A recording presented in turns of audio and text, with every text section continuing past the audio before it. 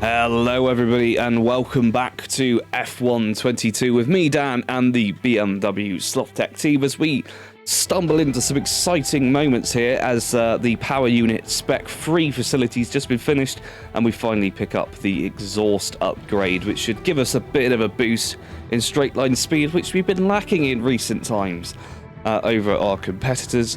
And we approach the season break before today's race in Spa. A 2-week break there, and we resume with a few resource points. Not enough to actually buy anything just yet, perhaps, and we're going to head over to the Grand Prix weekend.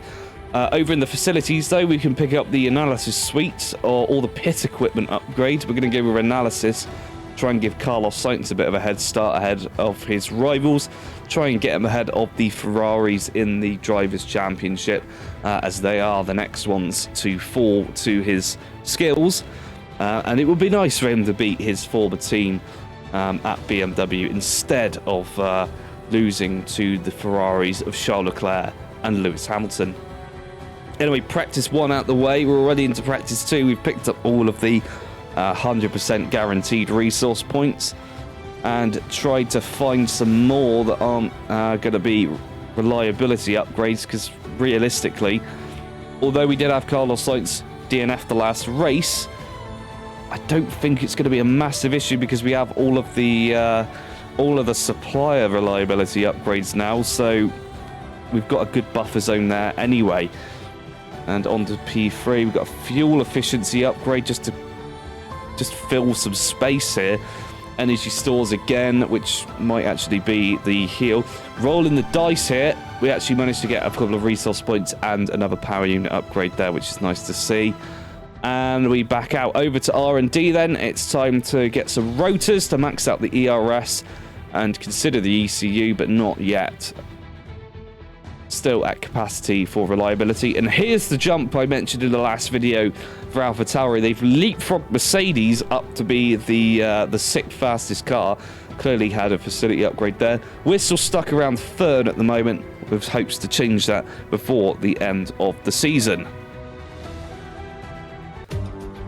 Well then, here we go for the Belgian Grand Prix, one that has been a particular favourite on my channel. I do like this circuit now, and given that I can actually drive up Eau Rouge without lifting 99% of the time, I've become rather fond of it. Anyway, in terms of our race today, more raining and qualifying has led to some issues. So we're not starting on the front row as we did in Season 2. But don't forget to like this video, hit that subscribe button and turn on that notification bell. Anyway, you'll watch our crawl up the field and any future crawls up the field as well. Not that I'm particularly interested in replacing the whole power unit in Mexico for the 2nd season running. Anyway, on to the starting grid. And it's Lando Norris, surprise, surprise, on the front row, just about getting ahead of the Ferrari of Lewis Hamilton in qualifying. Further down the order, we have Esteban Ocon alongside Max Verstappen, Sergio Perez and Charles Leclerc. Then George Russell and Fernando Alonso. We qualify in 9th alongside Lance Stroll. Then we have Pierre Gasly and Yuki Tsunoda, Kevin Magnussen and Alex Albon, Carlos Sainz for a penalty and Robert Schwartzman. Then we have Oscar Piastri and Nicholas Latifi, Dan Ticktum and Théo Pourchaire, and then Zhou Guanyu and Mick Schumacher all the way down at the back, with a massive gap in time due to their rain in qualifying, really affecting the lap times. Anyway, down to the circuit we go, and do we get to see any interesting facts appear? None this time. Oh, there we go. There's the driver's standings. 4 points separated the top 3 at the moment, which is absolutely incredible, but also devastating for us because that means our constructors' title is slipping further and further away. And there is Sergio Perez, another man who could challenge for the title if the circumstances were correct. But now it's time for the race. Right then, here we go with the Belgian Grand Prix. We haven't got as much work to do as we did in the last few races where we started quite far back, but P9, there's still a bit of work to be done as we come into turn 1. accidentally lock up and crash straight into the side of Fernando Alonso there, which is not the thing that he wanted to be seeing in the first corner, especially at this circuit, if you remember to times gone by, as we watch Charles Leclerc and George Russell go side by side up Eau Rouge for the second time in the career mode. They've really cost themselves. We go round the outside of Russell, down the inside of Leclerc to the end of the Kemmel Straight. Will we get them? Not quite there. We've not actually managed to pull it off.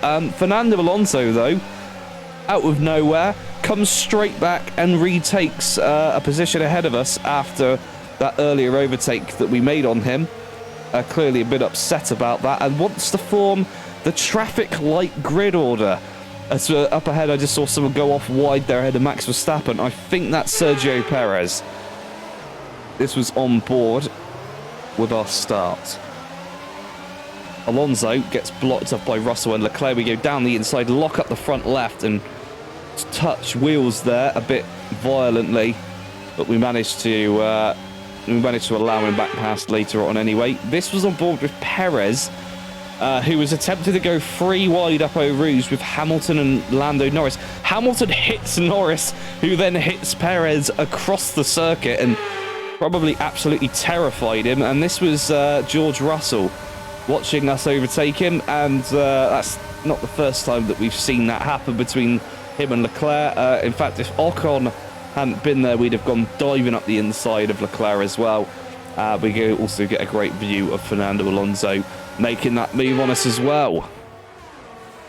And we rejoin on lap 3, still sitting P8 behind Alonso, who's made no inroads at all on Esteban Ocon. I think he may have just given up at this point, sitting all the way back here in the lower reaches of the top 10. We have a massive lock-up into the bus stop chicane, and we come into the pits to switch out these tyres, which I think are absolutely devastated anyway, and need to be swapped out. No one else down the field appears to be coming in at this stage. Carlos Sainz has made up a position, only one though, because, well, one of the positions was us coming into the pit lane.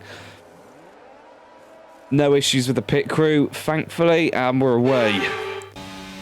Rejoining at the end of lap 4, tyres warmed up but still locking up because of the brake upgrades we've been slapping on the car at this point of the season. I've not figured out how to stop it from happening, but it does come a little bit later on, and probably you'll see that next week. As we come out of the pit lane, George Russell and Carlos Sainz coming out behind us. And it looks as though the 3 leaders are up ahead, but they are approaching the notoriously slow Aston Martins, who like to interfere with the championship by getting in everyone's way. Somehow, though, they've not been caught on this lap, and presumably one of them will be coming in. As we come into the bus stop, there goes Zhou Guanyu. That's a shame, because he's normally the worst offender for this. But the other one, Mick Schumacher, is still out, hoping to get in the way. We set the fastest lap by a miracle, and Charles Leclerc goes to challenge us. We may get this undercut to work. We're going to go side by side up Eau Rouge, or not. He's given up, and we've taken the position away from him. Up ahead with any changes? No. Fernando Alonso missed out in the pit stop as well. I guess it was too crowded there, so they held him with all the cars that came in. We've got Max Verstappen and Lando Norris now challenging, and Sergio Perez explodes in front of us and tries to get out of the way there. He's actually held up Charles Leclerc quite nicely. That was absolutely terrifying, trying to drive through that. This is the onboard of Perez. I'm watching that fight between his teammate and Norris, and he just completely loses power right before the corner, and that was absolutely horrifying. You get to see the same thing from Charles Leclerc's perspective, considering he lost quite a bit of time here. There we are, getting bronchitis. And Sergio Perez, unfortunately, decides to stop right in the way. Either that or Charles Leclerc was just too indecisive about going round him. And now we sit in the middle of a sea of red and orange. Fernando Alonso and Leclerc behind us. Hamilton in front for the time being as we go down the outside here. He's going to Oh my god, I think he may have hit Norris there. He is challenging it. Force him to make a move, and well, Norris was caught napping there. And we've managed to, well, not gain anything, but maybe getting these two to fight each other will cost them enough time to make one of them vulnerable at the end of the Camel Straight. On the minimap, Sergio Perez has finally come to a stop ahead of where he's been taken off the circuit now, ahead of where the two Alpines are about to come through. DRS open. Hamilton goes defensive on Norris, moving all over the place. We're going to go round the outside of them both into the inside of the... Oh my god, we hit Lando Norris there on the front wheel. We crash into the back of him as he tries to get past Lewis Hamilton there. I don't think we've been damaged. Amazingly, we did hit him quite hard there, and Norris somehow manages to keep hold of P4. So now we're going to try the same move again. Oh my, Lewis Hamilton really slow there through Blanchimont. We force him again to make an error, although we are actually locking up ourselves, which isn't helping matters. And he manages to stay ahead of us at the bus stop. But we will get a good run of it in now on Eau Rouge as we come through the first corner beforehand. Are we going to get... Yeah, the Alpine has been in. And somehow comes out ahead of Norris. That's interesting. Max Verstappen also put an absolute blinder, is miles ahead as we come screaming up to the back of Lewis Hamilton. Now we're going to go to the left-hand side. He goes defensive and forces us onto the grass, so we're going to retaliate. Throw up an arm in frustration at the Ferrari driver for doing that. Clearly, he would have seen us in the mirrors, but decided to ignore us anyway. And now we're sat behind Esteban Ocon and Lando Norris. This is the on board. Lewis Hamilton realising far too late that we were trying to make an overtake there, and paying the price for it. He will fall back into P5. Or not. He's actually been overtaken by his teammate as well as he slips further down the order. Fernando Alonso, an old rival of his, now sitting on his diffuser as we now chase down our championship rival, Lando Norris. Getting massive overspeed there. The McLaren clearly nursing an issue with some dodgy power units. We go up the inside and we've made the move done before I've even finished what I was saying. Esteban Ocon now in P2 on the hard tyre with 2 laps to go. And this could go either way, I think, at this point. We've got, well, just over a lap left, chasing down the Alpine. We've not seen a podium from them for quite some time now, but they have been doing well this season. Or they were. As we try to get around the outside of the bus stop, we lock up again there on the braking zone. Still having issues with the brakes. At this point, I think we do fix it at Monza or Cota, and they're the next 2 races to come. But for the time being, we're just struggling in these heavy braking zones around Belgium, and it's really costing us quite a lot of time. I think we would have been able to do quite well in this race had we actually had that sorted out. But here we go with our, quite possibly one of our only attempts left to try and get past the Alpine. We've got the DRS. We've got the ERS deployed as well. We're closing in on it. We're going to go to the outside, but he gets us, and he brake checks us mid-corner there. Esteban Ocon not very deserving of that P2 should he finish there, nearly crashing into us as we run wide, as our tyres at this point have pretty much gone off the edge from the amount of lockups we've had. And Charles Leclerc attempted to get revenge for France, where we forced him to cut the corner at turn 1. He's chasing us down. We've actually lost a lot of time to Ocon, probably afraid at this point that if we get too close, he will pull a gun out and start shooting our tyres. And now into the final few bits of a track. Ocon still pulling away, and now it's become a defensive race to the line between us and Charles Leclerc. He's got a good run on us. He will be using all of his battery deployment here, but we've managed to stay ahead through the key moments. But it's this braking zone. If we screw up here, it's all over for us as we come in to the bus stop. We've somehow managed to do the corner right this time. Close it up to the back of Esteban Ocon, but we're not going to be able to make it past the Alpine before we hit the finish line. And that is it. There's Max Verstappen, who took such a slow celebration that we managed to catch up to him by the end of the pit straight. There's our driver of the day. Again, considering that we're overtaking half the field, it's hardly surprising. And there we are, Max Verstappen looking to reclaim number 1 on the front of his car, as I mistakenly thought he'd stolen Sergio Perez's in a previous video. That wasn't the case.